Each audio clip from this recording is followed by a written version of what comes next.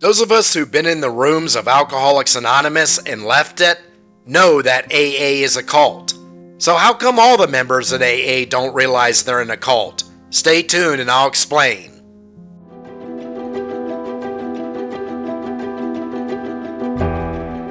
The AA member will naturally have a rebuttal when I accuse Alcoholics Anonymous of being a cult. For the first rule of a cult of any genre is to deny that you're in a cult.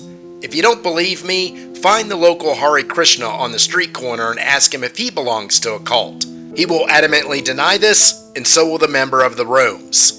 But the question is, why don't these longtime members of AA who still reside in the circle realize they are in a cult?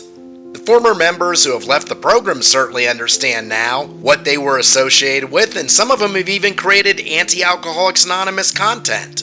I was in AA briefly and figured their method out quickly as I was 11 months sober before I entered their doors. It's pretty easy to see what AA actually is when your mind is already clear from advancing sobriety.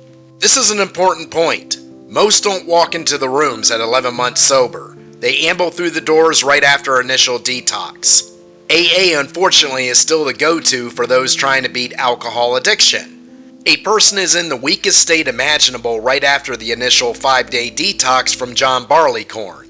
They aren't thinking about getting on the net and looking up outcomes for this program of so-called recovery. They aren't sifting through other treatment options like Smart Recovery or the Sinclair method. They are terrified and anxiety-ridden and are prone to listen to the first person who declares himself an expert because he's 10 years sober in AA. When I walked into the doors of Alcoholics Anonymous, no one gave me a history of the organization, who founded it, or his background. The senior member there assumed I was new to sobriety and informed me AA is the only way.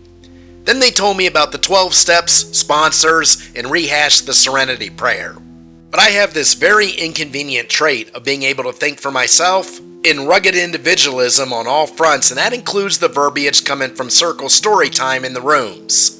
I have a brother who was in AA for years and left it. He remains decades sober, by the way, but even with this familial knowledge of their program in advance, I didn't know its founding history until recently. And I can promise most of the sitting members of AA, they don't know it either.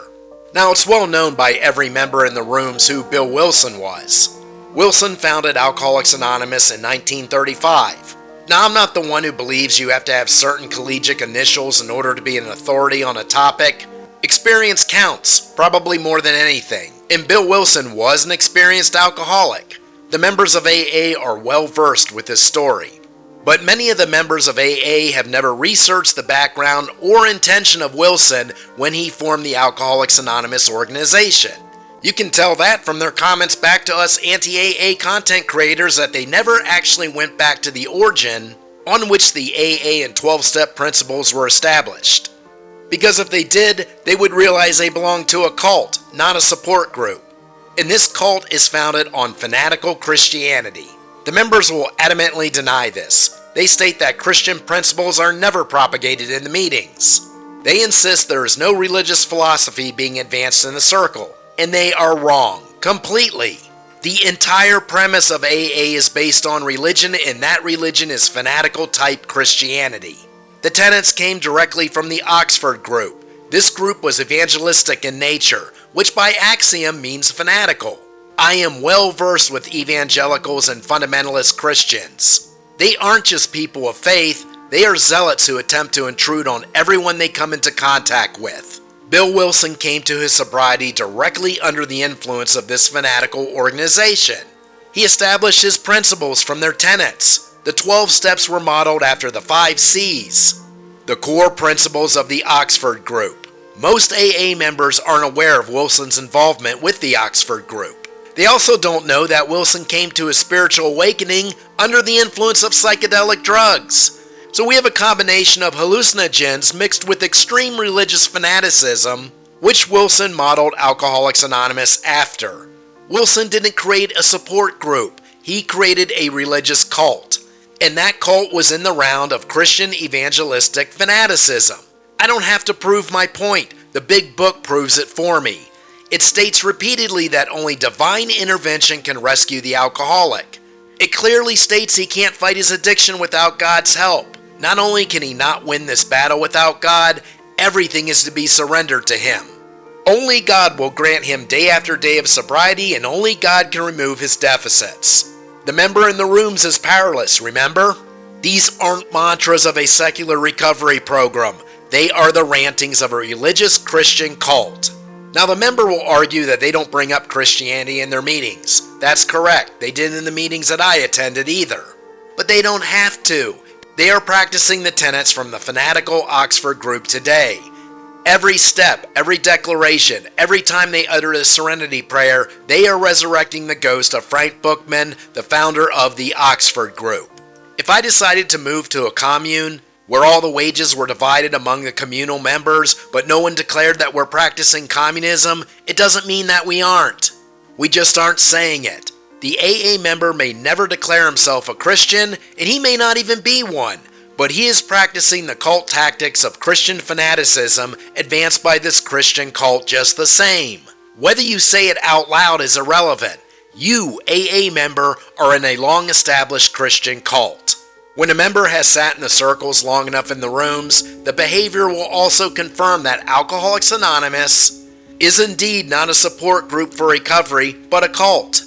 There are certain traits that all cults have that AA members mimic.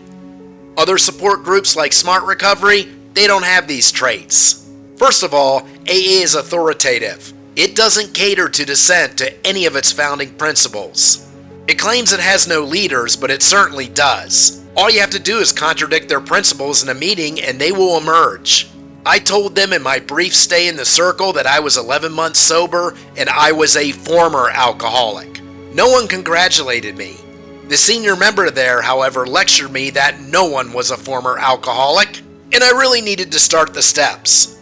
If I had gone to Smart Recovery, no one would be defensive that I had established my own recovery program, was almost a year sober, and reinventing my entire life on all planes toward becoming the best version of myself possible.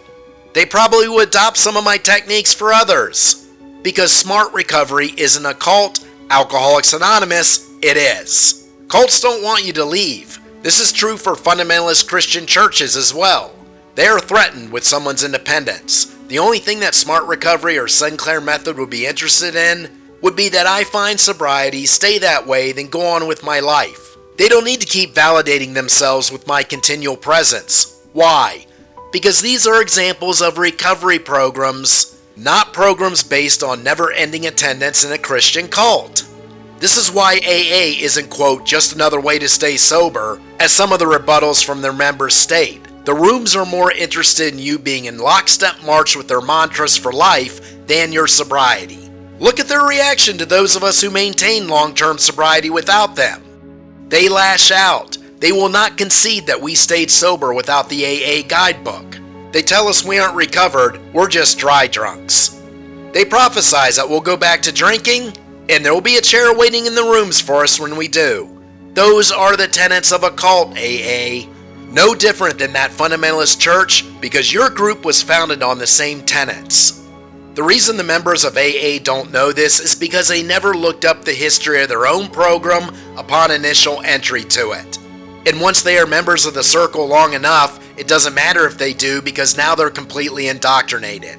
When a cult member is fully indoctrinated at that point, no reason or rationale will reach him. He will just keep repeating the mantra. The purpose is switched from recovery to defending the cult.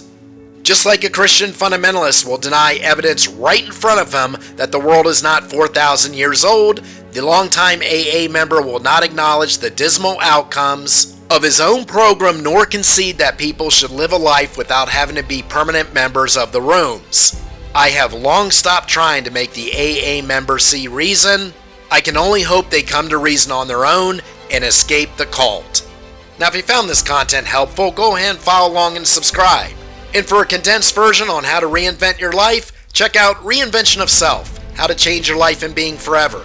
Link is in the description, usually free on KDP. And remember, keep your contract. Be sober at sundown, and I will see you at the next sunrise.